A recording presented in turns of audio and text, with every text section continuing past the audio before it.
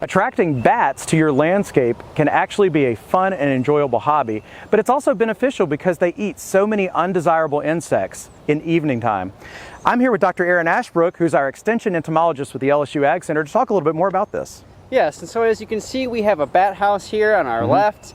Now, this bat house is higher in the air. Ideally, we're going to be placing bat houses 12 to 15 feet in the air. Okay. This allows bats to take flight from the bat house, which they need to in order to feed and establish in the area.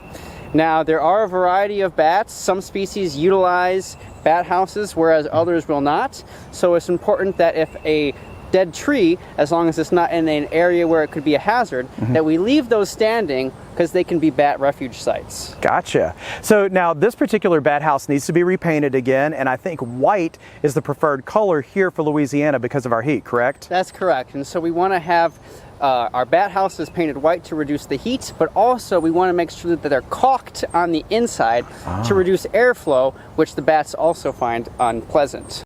So are bats actually holding any sort of protected status? Yeah, that's a great question. And so believe it or not, some bat species are protected at the federal level, and in the state of Louisiana, all bat species are protected. And I guess that's due not only to maybe dwindling numbers, but also their beneficial function in the environment. That's correct. Now, if we want to help preserve bats in the environment as well, we can reduce unnecessary night lighting, as well as reduce our pesticide applications, because we want certain insects to be present for them to feed upon. Makes a lot of sense. And I also know people can even find out similar information about chimney swifts, a bird that also feeds on evening insects. That is correct. You can also support them through similar houses like the bat house here. Awesome. Well, look, thanks so much for the information, Aaron.